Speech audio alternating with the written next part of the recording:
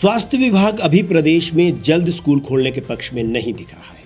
ऐसे में स्कूल अभी एक हफ्ता और बंद रह सकते हैं। विभाग का तर्क ये है कि कोरोना संक्रमण को लेकर एक सप्ताह पहले जो स्थिति थी वही अभी भी बनी हुई है। इसमें किसी तरह का सुधार देखने को नहीं मिला है। ऐसे में स्कूलों को खोलना जल्दबाजी हो सकती है। एक सप्ताह पहले 26 अगस्त को कोरोना संक्रमण के मामलों को देखा जाए तब प्रदेश में कोरोना के 2077 सक्रिय मरीज थे। वहीं आज प्रदेश में कोरोना के सक्रिय मरीजों की संख्या 1700 और 1800 के बीच चल रही है। सरकार इस विषय पर निर्णय लेने में कमजोर साबित हो रही है। कोरोना संक्रमण के सक्रिय मरीजों का आंकड़ा इससे कम नहीं हो रहा है। 2 दिन अवकाश के चलते टेस्टिंग न होने से इसकी संख्या में कमी दर्ज की गई, लेकिन वर्किंग डे में टेस्टिंग ज़्यादा होने से प्रदेश में कोरोना के मामले भी बढ़ रहे हैं। इसे देखते हुए विभाग स्कूलों को खोलने के पक्ष में नहीं दिख रहा है।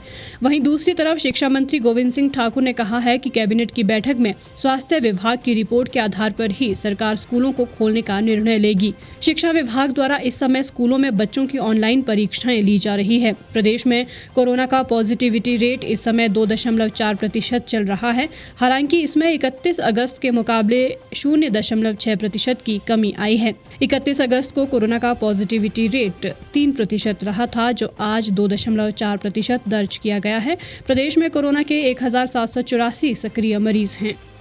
अब यहाँ कुछ बातें ध्यान देने वाली है। सरकार ने जनसभाओं पर जोर दिया हुआ है। केंद्रीय मंत्री अनुराग ठाकुर के हिमाचल आगमन पर जो कोरोना नियमों की धज्जियां उड़ी हैं वो भी जग जाहिर है। उसके बाद अभी भी पार्टी बैठकों और जलसों में भीड़ का आलम यह है कि उस पर नियंत्रण ही नहीं है। अब जैसे ही बच्चों के स्कूल खोलने की बात होती है, कोरोना का खतरा बढ़ जाता है। सरकार का यह दोगलापन होनहार बच्चों की इस पीढ़ी को शैक्षणिक नपुंसक बनाने पर तुली हुई है। बच्चों का बौद्धिक स्तर भी इस बीच बेहद कम हो गया है। यदि 24 करोड़ की आबादी वाले उत्तर प्रदेश में सारी कक्षाओं को खोला जा सकता है तो फिर 75 लाख की आबादी वाले हिमाचल में क्यों नहीं? सरकार बच्चों का करियर तबाह होने से बचाने के हित में निर्णय जल्दी से जल्दी ले ले।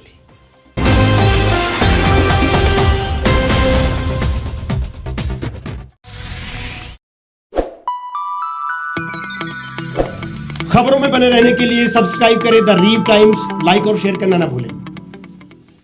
गांव की चौपालों से लेकर संसद के गलियारों तक, गृहिणी के चूल्हे से लेकर निवेश और बाजारों तक, किसानों के हाल से लेकर खेत और खलिहानों तक, शिक्षा और स्वास्थ्य से लेकर खेल के मैदानों तक, संसद के प्रधान से लेकर पंचायत के पंच तक, सेंट्रल हॉल से लेकर ग्राम सभा के मंच तक, हर खबर पर रहेगी हमारी पैनी नजर।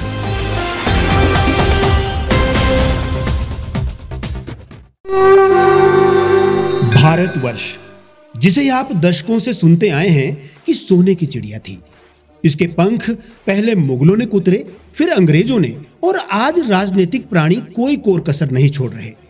आज भी लगभग 25 करोड़ लोग रात को भूखे सोते हैं।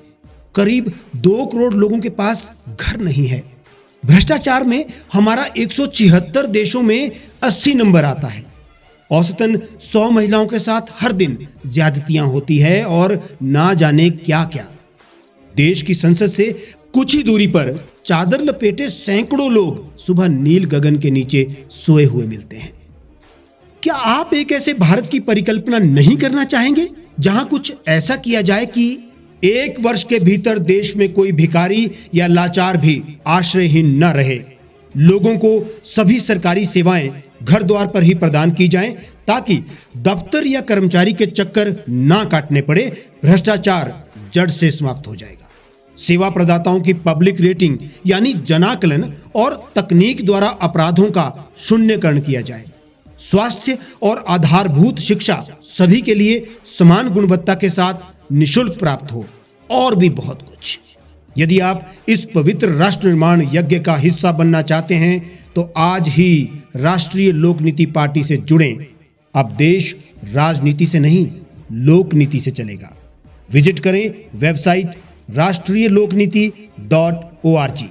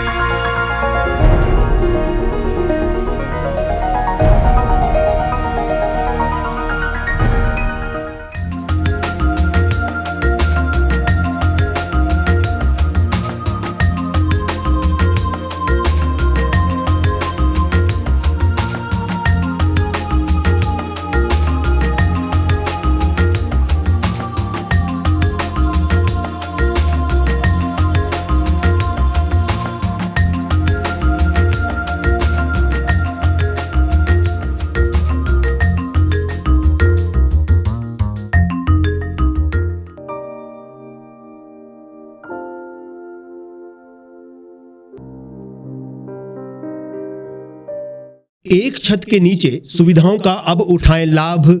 रीव ई मार्ट में अब पाएं अपनी रसोई के लिए गुणवत्ता और सस्ते दामों पर राशन सामग्री। दालें हो या हो मसाले, आपका किचन ई मार्ट संभाले। उच्च गुणवत्ता और दामों में बेहतरीन रीव ई मार्ट में पधारें और पाएं अपनी पसंद के सभी उत्पाद, या फिर करें ऑनलाइन ऑर्डर और पाएं घर द्वार पर ही सुविधा। आज ही संपर्क करें फोन नंबर 8219694079 पर, बाईपास रोड, शनान, संजौली, शिमला।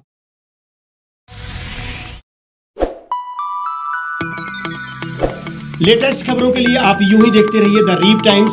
लाइक, शेयर और सब्सक्राइब करना ना भूलें।